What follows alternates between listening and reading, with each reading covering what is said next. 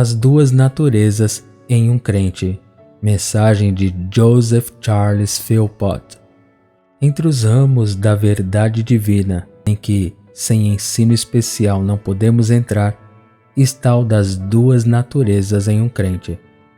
E, no entanto, embora todo filho de Deus deva, em todas as épocas, ter experimentado o conflito interno entre carne e espírito, natureza e graça, e embora inúmeros autores tenham escrito sobre assuntos como a santificação, a prova da fé, a força da graça, o poder do pecado, o engano do coração, o início e o progresso, o declínio e a restauração da vida de Deus na alma, no entanto, quão poucos desses escritores, realmente espirituais e experimentais, expuseram a verdade do caso conforme divulgado nas Escrituras e sentido na experiência dos santos.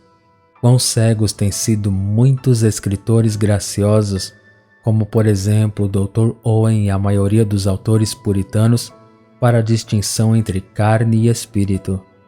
De fato, como nos parece, muitos homens bons temeram a verdade real.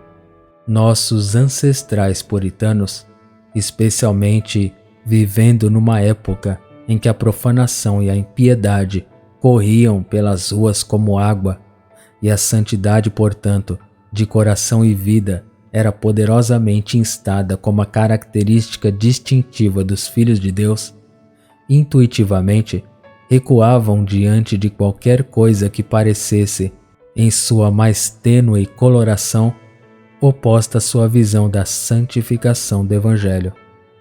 Eles temiam acreditar e temiam proclamar que a mente carnal é inimizade contra Deus, que não está sujeita à lei de Deus, nem mesmo poderia estar.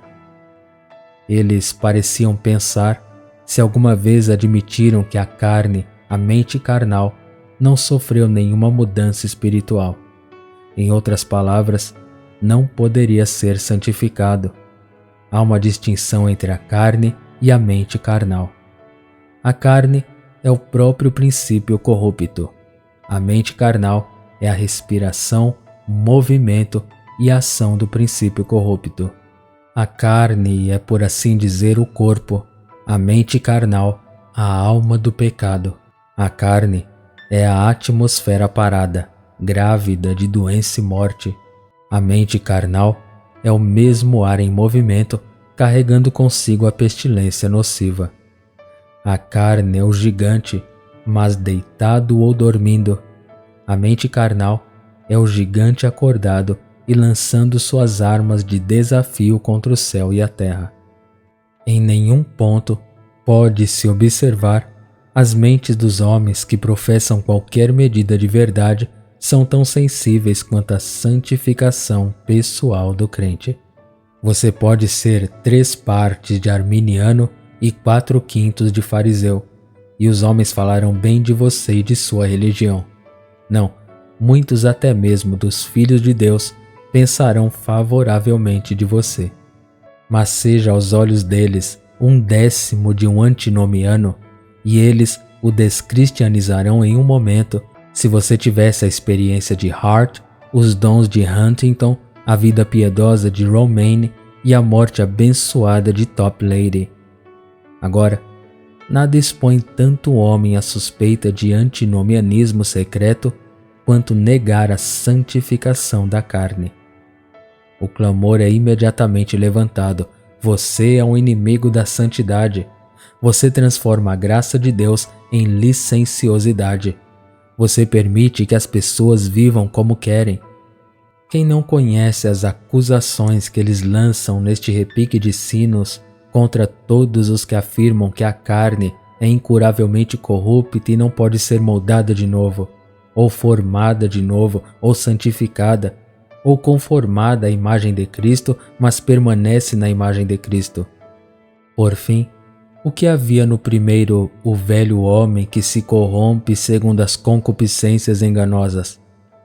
Podemos opor a essas reprovações clamorosas uma vida piedosa, uma caminhada evangélica, uma mentalidade espiritual, uma conversa celestial, um temor filial, uma consciência eterna, uma separação do mal, uma liberalidade para com os pobres e necessitados e uma morte para o mundo dos quais nossos oponentes professam pouco e manifestam menos, mas tudo em vão.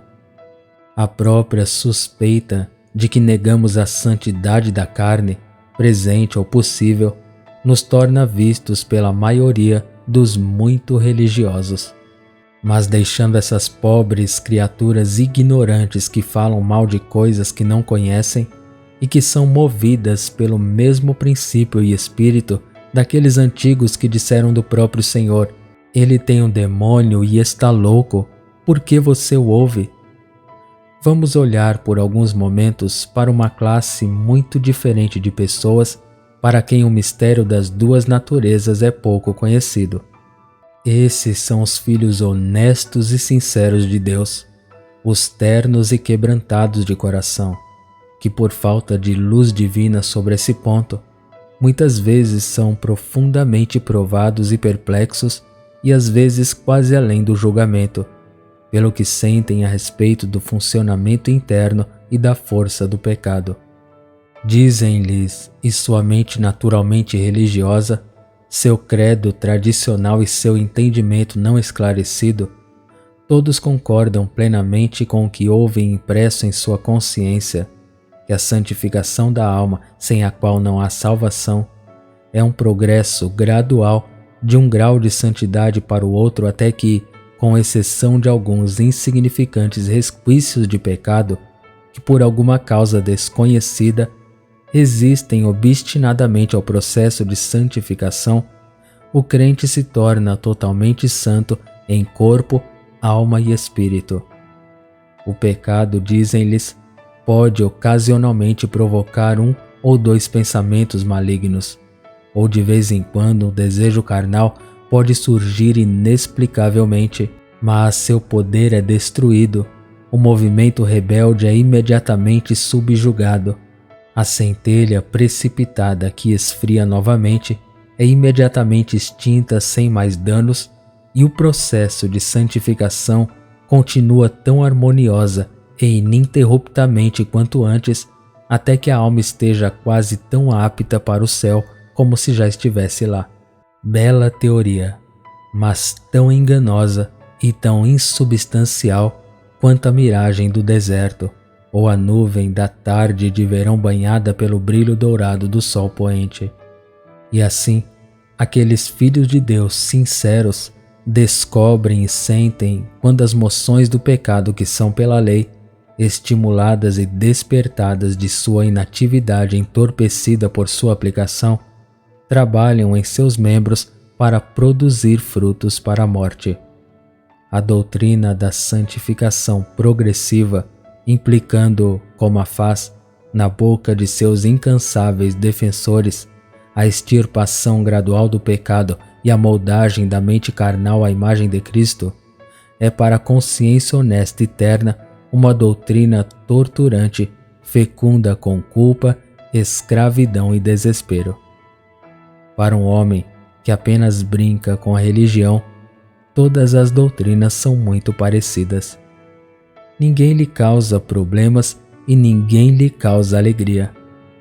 A santidade de Deus, a espiritualidade e a maldição da lei, a maldade do pecado, o desamparo da criatura, a pecaminosidade da carne, o engano e a maldade desesperada do coração, desde que sejam meras doutrinas, não têm mais efeitos sobre a consciência do que uma narrativa da batalha de alma ou um relato da luta em Inkerman.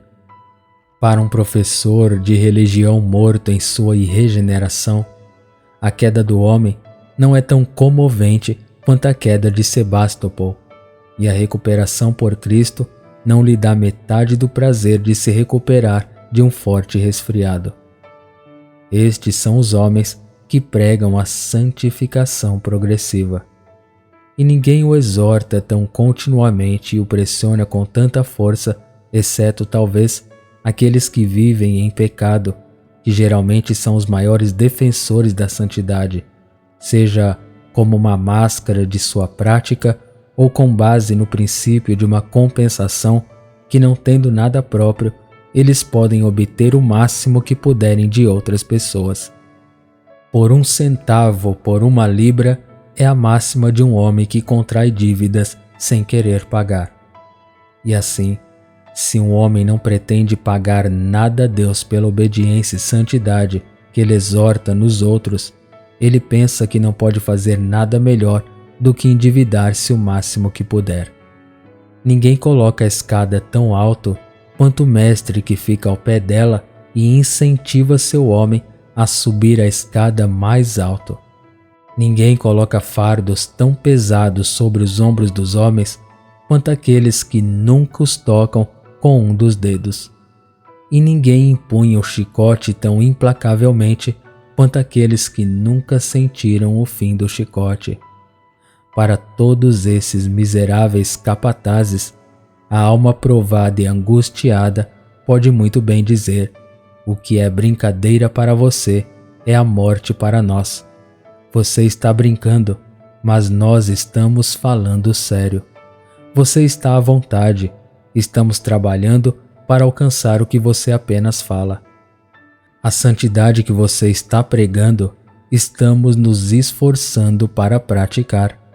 Seus lampejos de exortação são apenas relâmpagos de verão, e suas denúncias são apenas trovões de palco. Enquanto estamos no sopé do monte que ardia em fogo e onde havia escuridão, melancolia e tempestade. A santificação da carne que vocês desejam pode fazer por vocês que aprenderam a lição na academia e pregam o que vocês não sabem, nem entendem, nem sentem, líderes cegos de cegos como vocês e seus tutores são. Tal doutrina não pesa mais em sua consciência do que a túnica de pregador em suas costas ou o anel de ouro em seu dedo mindinho.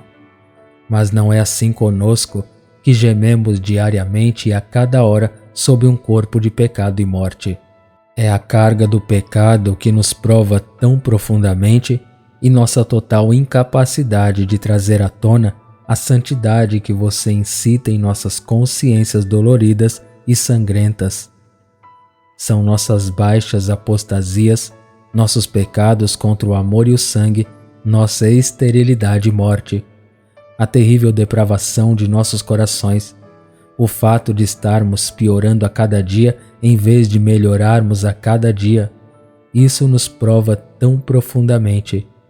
Para tais almas provadas e angustiadas como estas, que foram assediadas quase até a morte pela doutrina da santificação progressiva, quão revigorante e encorajador é quando o mistério das duas naturezas é aberto ao seu entendimento espiritual e selado em sua consciência pelo bendito Espírito.